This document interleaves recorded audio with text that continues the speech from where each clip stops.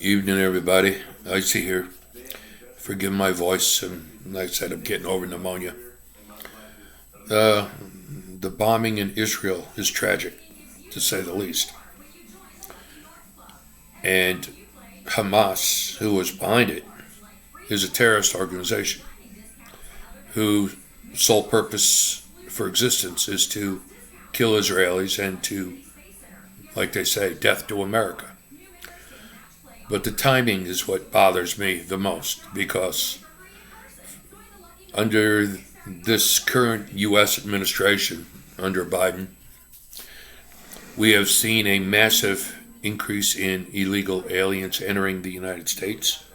9 million plus, last I heard.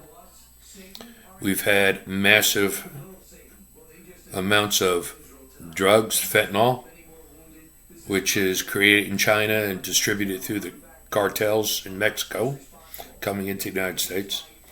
We've also seen massive numbers of human trafficking, sex trafficking, increases in pedophilia, increases in attacks upon American citizens under the guise of transgenderism. We have seen Catholics being targeted by the Department of Justice and some Christian organizations too. We are seeing it essentially the United States is turning into a giant Sodom and Gomorrah at the moment. And the only person that can really be blamed for any of this is our current president, Joe Biden. And the timing is what bothers me the most, is the fact that just a couple of weeks ago, he released, what was it, $6 billion back to the Iranians. And within, a couple of weeks, the largest sponsor of terror in the world, and now all of a sudden you have a massive attack upon Israel by a terrorist organization which is sponsored by Iran. So, could we turn around and blame this on Joe Biden? Personally, I believe yes. If Joe Biden's policies were not implemented, then the Iranians, number one, wouldn't have the funds to pay for extra terrorist activities. If Joe Biden's policies were not enforced and Donald Trump's border policies were still in place, we would have less illegals entering this country. Less illegals equals less crime, less problems for the American citizens. Now we're talking 9 million plus within the last couple of years since Biden took office, and the vast majority of those 9 million are military age men under the age of 35. They're not mothers, they're not children.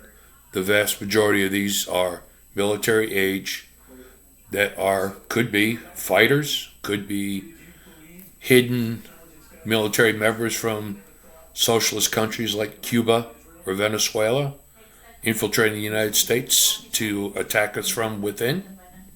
I don't know. I know that since Biden has taken office, the United States has seen a massive increase in crime across the board. Now, some of these progressive, liberal, however you want to call it, news organizations are saying crime is down. But if crime is down, then why are there more victims?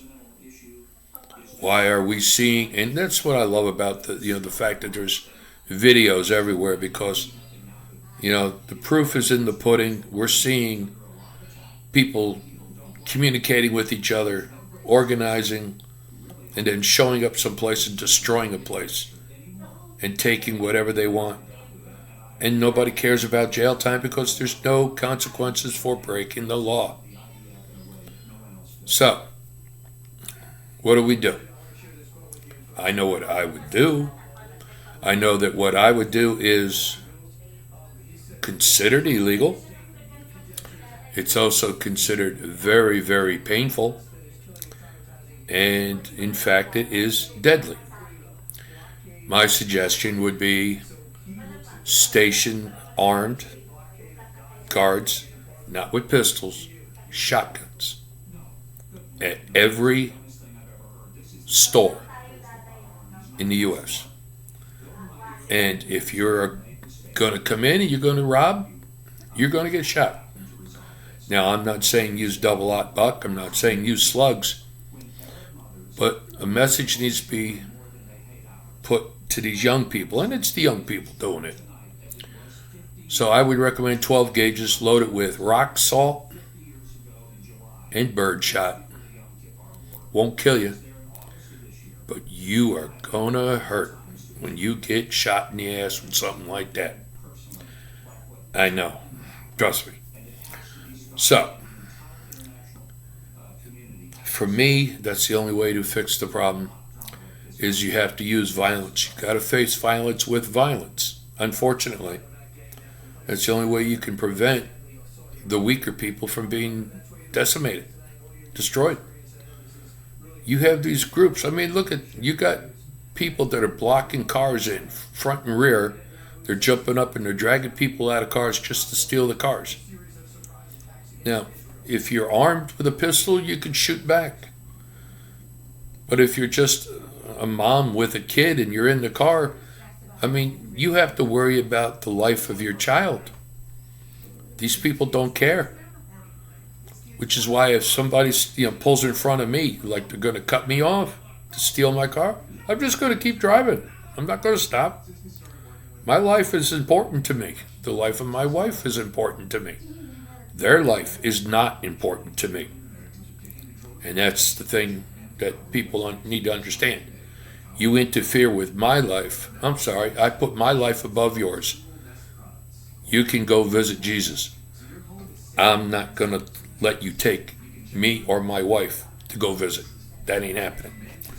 So, we have a president that supports illegals. We have a president that supports criminals. We have a president that authorizes the breaking of federal law to import 9 million Democrat voters, I guess you could say.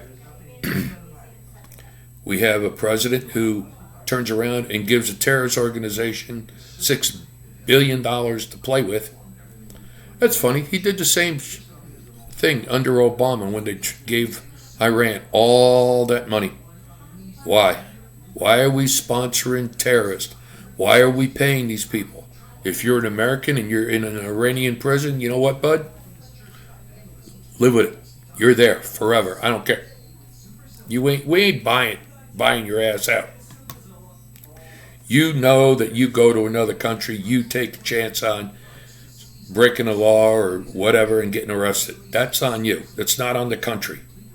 You knew. You're in prison. Suck it up, buttercup. The American people do not have to suffer for your stupidity. But I'm old. What do I know, right? I see out.